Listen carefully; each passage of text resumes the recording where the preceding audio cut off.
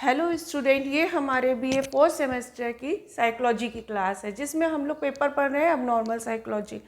पिछली क्लास में हम लोगों ने एंग्जाइटी के प्रकार पढ़े थे कि कितने प्रकार की एंग्जाइटी होती है। अब आगे की क्लासों में हम एक एक एंग्जाइटी के प्रकार समझेंगे। आज की क्लास में हम लोग समझेंगे GAD जिसको शॉर्ट में हम क्या कहते, GAD क्या है इसको समझ लेते हैं। एक सामान्यीकृत चिंता डिसऑर्डर या मनस्ता, सामान्यीकृत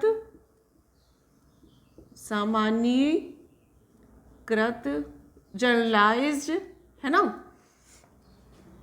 चिंता एंजाइटी सामान्य, जी से क्या हो गया जनरलाइज्ड और सामान्यीकृत चिंता, डी से ए से क्या हो गया एंजाइटी, डी से क्या हो गया डिसऑर्डर यानी कि विकार। समझिए इसे हिंदी में क्या कहते हैं, सामान्यीकृत चिंता विकार।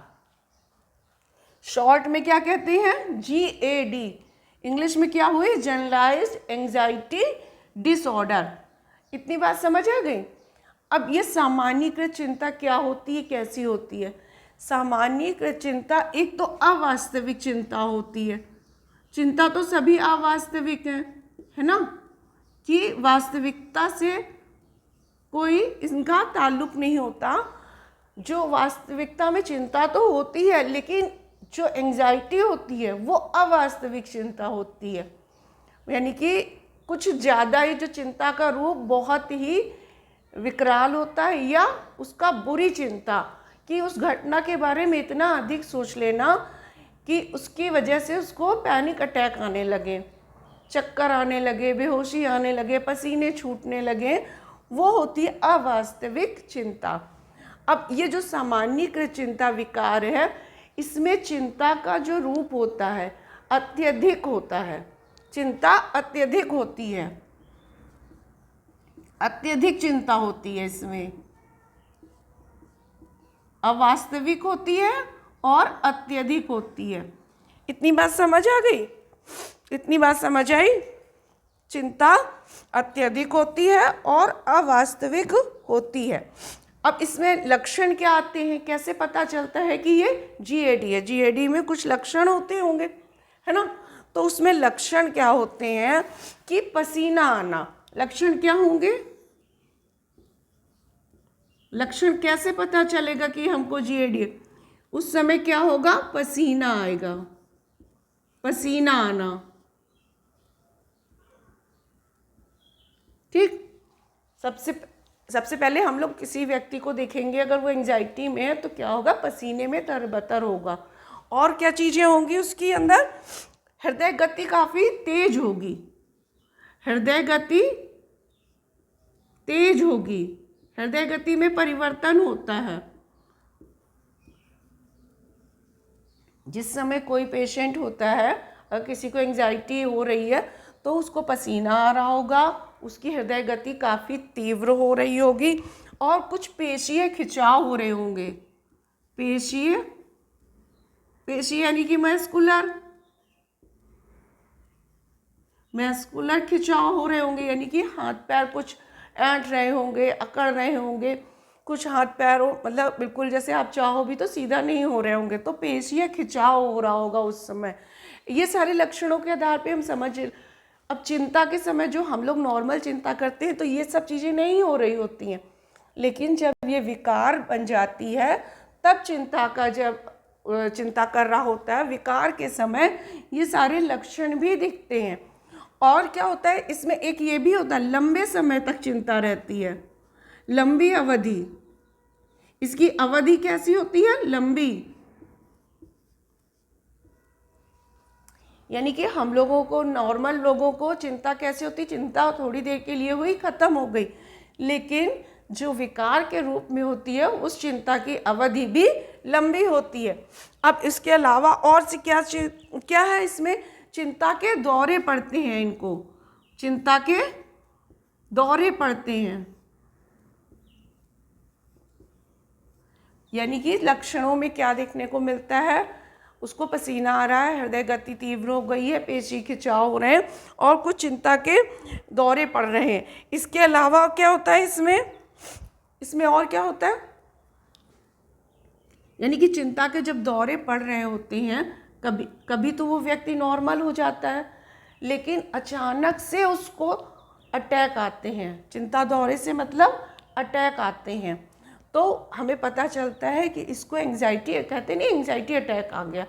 तो उसको थोड़ी देर पहले कोई व्यक्ति सामान्य दिख रहा है, अचानक से उसके दौरे पड़ने लगे, यानी कि बिल्कुल उसको बेहोशी आने लगी, चक्कर आने लगा, हाथ पैर ऐंठने लगे, इस तरह का व्यवहार अगर दिखने लगा तो हम जान जाएंगे कि उसको GAD या सामान्यीकृत चिंता विकार उत्पन्न हो रहा है। अब ये सब जो विकार हैं, इनके लक्षण तो ये हैं, अब हम इनका उपचार कैसे करते हैं। उपचार करने की भी तो कुछ विधियां होती हैं। लक्षण देख लिए हमने, पहचान लिया, उसके बाद अच्छा इसके पीछे के कारण भी क्या होते हैं। जो ये विकार उत्पन्न होते हैं, इनमें कुछ हमारे जैविक कारण होते हैं। कारण क्या हो सकते हैं, कारण यानी कि जैविक आपको पहले बता चुके हैं। जैविक कौन से होते हैं, जैविक यानी कि वंशानुक्रम, अनुवांशिक, जो हमें हमारे पेरेंट्स से, ग्रैंडफादर से, ग्रैंड पेरेंट्स से, उनसे मिलते हैं, उन्हें हम जैविक कारण कहते हैं। कुछ व्यवहारगत कारण होते हैं, व्यवहारगत कारण होते हैं, ठीक। इसके अलावा कुछ सामाजिक कारण भी होते हैं, सामाजिक कारण भी होते हैं। ये आपको पहले भी बता चुके हैं। नॉर्मल बिहेवियर के जो कारण है उनमें जैविक, व्यवहारिक, सामाजिक, ये सारे कारण आते हैं। तो वो सभी में लगभग ये सारे कारण इंक्लूड रहते हैं।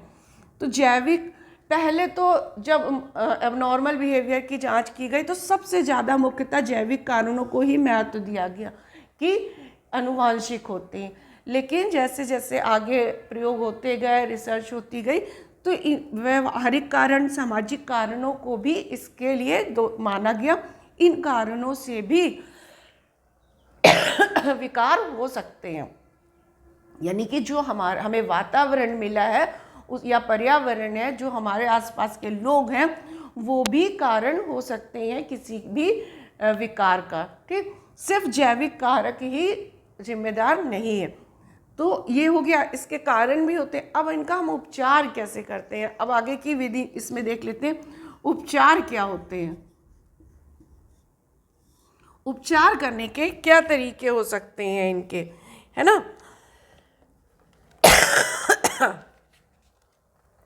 तो सबसे ज़्यादा हम लोग जो उपचार की विधि अपनाते हैं वो होती है संज्ञानात्मक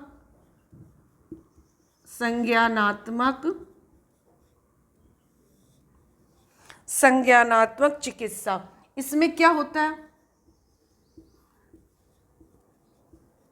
संज्ञानात्मक चिकित्सा में क्या होता है, उसको हम सही गलत का, यानी कि वास्तविकता और अवास्तविकता के बीच भेद करना बताते हैं। उसको हम, जो व्यक्ति विकार से ग्रसित है, उसको हम जो भी घटना है या जो भी उसके, पहले तो हम इस बात की जांच करते हैं या इंफॉर्मेशन कलेक्ट करते हैं कि उसको जो ये अटैक पड़ रहा है किस चिंता के कारण। फिर उस चिंता का जब कारण पता चल जाता है तो उसका हम कारण का निवारण करते हैं, उसी की बता के, तर्क देकर कि जो उसकी चिंता है वो अवास्तविक है। वो संज्ञानात्मक चिकित्सा हो गई, यानी कि उसको हम नॉलेज देते हैं, संज्ञान दिलाते हैं, समझ डेवलप करते हैं कि जो वो चिंता कर रहा है वो अवास्तविक है, ऐसा नहीं है, ऐसा हो सकता। दूसरी कौन सी होती है हमारी, व्यवहारिक चिकित्सा। व्यवहारिक चिकित्सा होती है, उसमें क्या करते हैं, उसमें हम क्या करते हैं कि रोगी को वर्तमान स्थिति से बिल्कुल अवगत कराते हैं, उसके साथ जो व्यवहार है उसके परिवार वालों को थोड़ा गाइड करते हैं कि इसके साथ व्यवहार किस तरह का रखें, जिससे कि वह चिंता से दूर हो जाए या एंग्जाइटी या इन विकारों से दूर रहे। इसके अलावा कुछ मेडिसिन विधि भी हैं जिनसे हम रोगी का उपचार करते हैं, लेकिन हम लोग अधिकतर संज्ञानात्मक और व्यवहारिक चिकित्सा पर अधिक जोर देते हैं। ठीक, औषधि चिकित्सा जिसे बोलते हैं हम औषधि चिकित्सा, औषधि चिकित्सा, औषधि चिकित्सा का भी प्रयोग करते हैं, जिसमें हम कुछ उसको औषधि देते हैं, जिस पर जब ये औषधि का प्रयोग हम तब करते हैं जब दौरे या जो ये विकार की मतलब ज़्यादा ही तीव्रता होती है, तब औषधि का प्रयोग करते हैं। अदरवाइज हम लोग संज्ञानात्मक और व्यवहारिक चिकित्सा का प्रयोग करते हैं। अगली क्लास में हम लोग फोबिया के बारे में पढ़ेंगे।